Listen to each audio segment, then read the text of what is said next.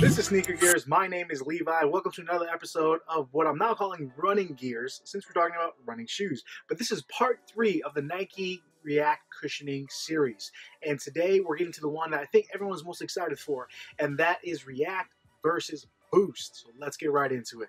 All right, so when everyone talks about Boost, they automatically think of the Ultraboost. So this is quintessential Boost. When you think of React, you're thinking obviously of your Epic React that just came out. What is the best?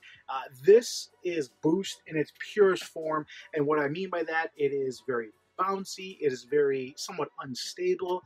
The Ultraboost has created a huge niche in the market where it's a legitimate running shoe, but it's also been completely acceptable. Now this is a lifestyle shoe as well, so whether you're running or actually going for a walk to work or wherever you're going to the gym, this is something you can use no matter what. Get the style you want. There's literally, I want to say, hundreds of colorways in the last 4 generations. This is a 4.0.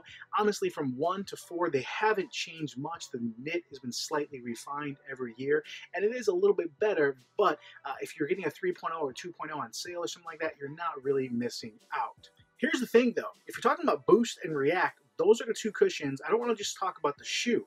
And what I mean by that is Boost, and we can take a look here, and the Crazy Train Elite, this has Boost. This is full length. You would think this is going to be very bouncy. Look, it's like the Ultraboost. No, this is for training. They made the Boost here a lot more stable. It's a lot tighter packed. This is not going to feel like your traditional Boost. I have another one here. Your Pure Boost ZG, Zero Gravity. Now, this is the first time they started using Boost with a foam, not carrier, but platform. They did play around with this in the basketball sneakers world. As far as in the D-Row 6, they had Boost in foam as well.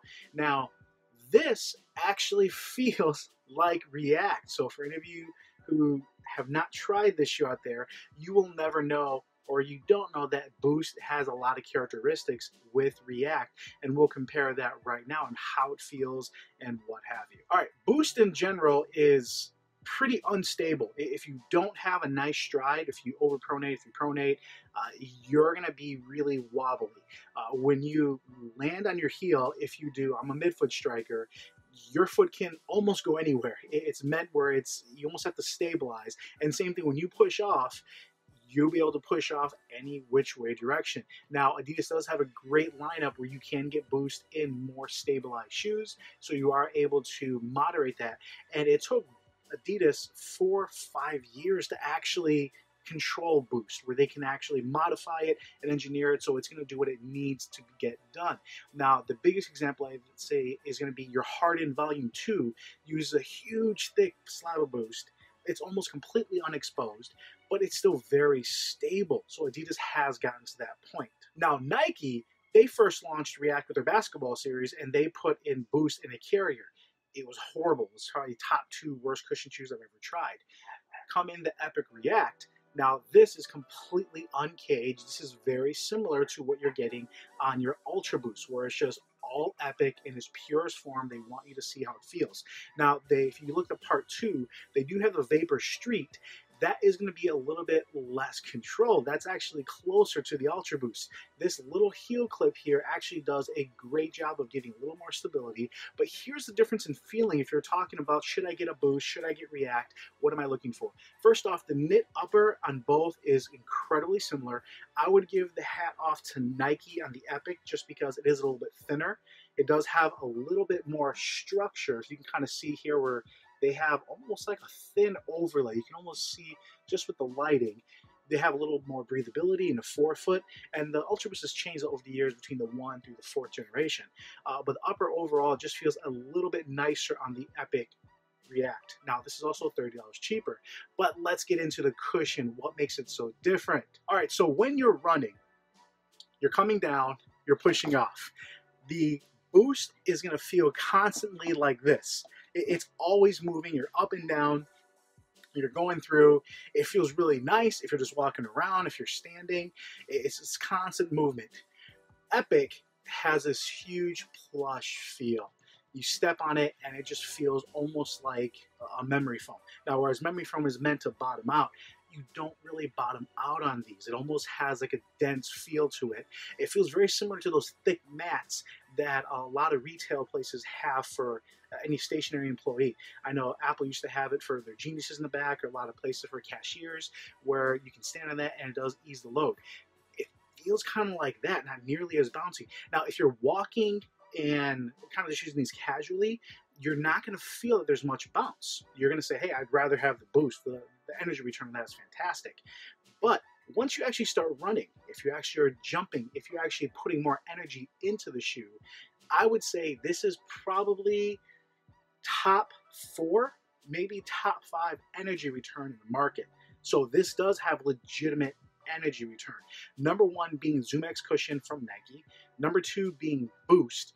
Number 3, gonna have to look. There's probably 1 or 2 more. I want to say the Ultra Escalante with their Ego cushioning is a huge energy return. That's probably number 3.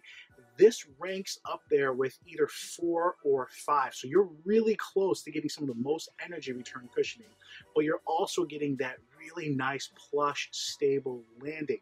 So all in all, you know, I hate to say, yeah, this is going to be a better shoe, but yeah, the Epic React, Nike did a great job. Now, Boost came out over 5 years ago. Nike doesn't see that study yet. They've done a lot of research, and they've made something that is supposedly much more durable than Lunar.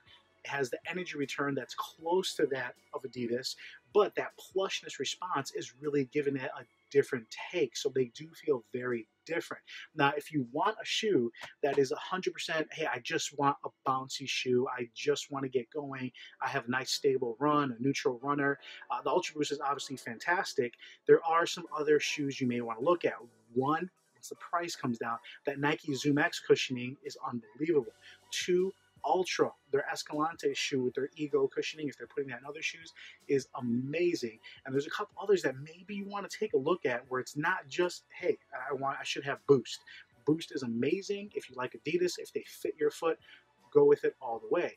But I think for most people, for a larger variety of runners, style of runners, depending on what you're looking at, the Epic React and the React cushioning is going to do a better job simply because you're getting a lot of that energy return, but you're getting a more plush ride, and it's just going to be a little bit more comfortable and more stable for a variety of people for running and casual. So guys, that's part 3. Hopefully it kind of gave you some food for thought, gave you a little better idea who may it be for.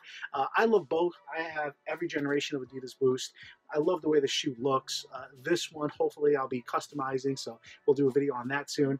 The Epic React, I almost got a Lunar Epic low top. If you follow me on Instagram for like 40 bucks. It looked amazing, and I come to the point where if it's not going to perform better, I'm not just going to go with looks.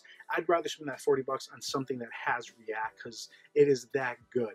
Hopefully, this is really helping you guys out. If you have any questions, shoot them in the comments below. If you're not following already, like I said, follow me on Instagram, on Twitter. I'm trying to post more on my Facebook page. Let me know if you guys follow me there, if you appreciate that.